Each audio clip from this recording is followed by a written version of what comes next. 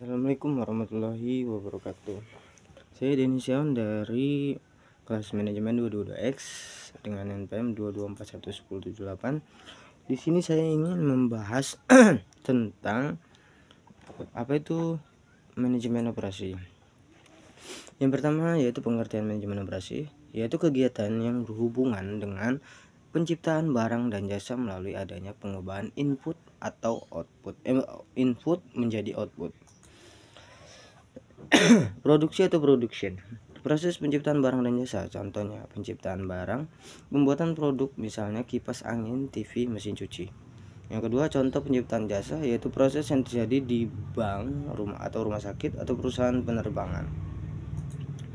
Lalu ada pengorganisasian untuk penghasilan barang dan jasa. Yang pertama itu adalah pemasaran.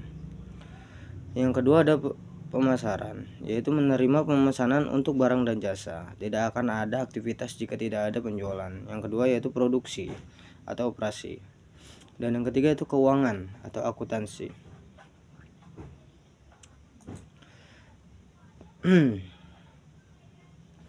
Lalu ada mengapa kita harus mempelajari manajemen operasi, yaitu yang pertama itu mengetahui bagaimana orang mengorganisasikan diri mereka untuk mendapatkan perusahaan yang produktif. Yang kedua yaitu mengetahui bagaimana barang dan jasa diproduksi. Yang ketiga yaitu memahami apa yang dikerjakan manajemen operasi. Yang keempat, karena bagian ini merupakan bagian yang paling banyak mengeluarkan biaya dalam organisasi. Apa yang dilakukan manajemen operasi? Manajer operasi merupakan proses manajemen pada pengambilan keputusan. Proses manajemen atau POAC. Yang pertama itu perencanaan atau planning. Yang kedua pengorganisasian atau organizing. Yang ketiga implementasi bisnis atau actuating. Yang keempat ada pengarahan dan pengendalian atau controlling. 10 keputusan manajemen operasi. Yang pertama itu desain produk dan jasa, bagaimana kita mendesain produk tersebut. Yang kedua, manajemen mutu, siapa yang bertanggung jawab atas kualitas. Dan yang ketiga ada desain proses dan kapasitas, proses apa yang dibutuhkan dan beberapa kapasitas yang tersedia. Yang keempat ada lokasi, di mana ada sebaiknya mendapatkan fasilitas. Yang kelima ada desain tata letak, bagaimana kita menyusun fasilitas.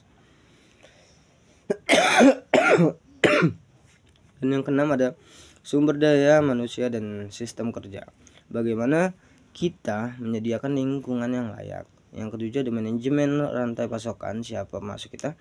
Yang kedelapan ada persediaan perencanaan kebutuhan kapan seharusnya kita memesan kembali. Dan 9 penjadwalan jangka pendek dan menengah, pekerjaan apa yang harus kita lakukan.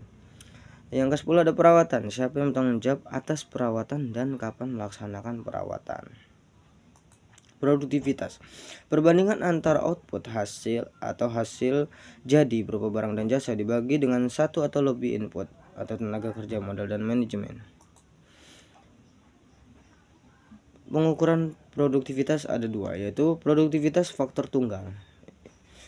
Produktivitas sama dengan output atau satuan dibagi dengan input satuan.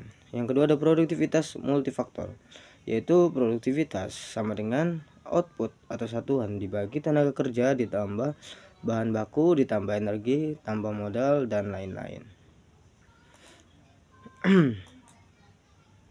Penyelesaian, yaitu produktivitas tenaga kerja barang 240 peti sama dengan 100 batang dikali 3 jam per batang sama dengan 0,8 peti per jam kerja.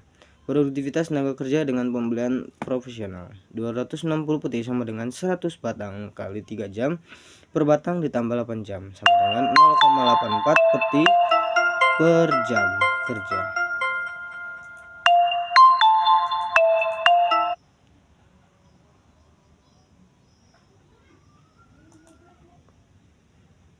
Baik, itu saja yang bisa saya sampaikan. Kurang lebihnya saya mohon maaf. Saya akhiri. Assalamualaikum warahmatullahi wabarakatuh.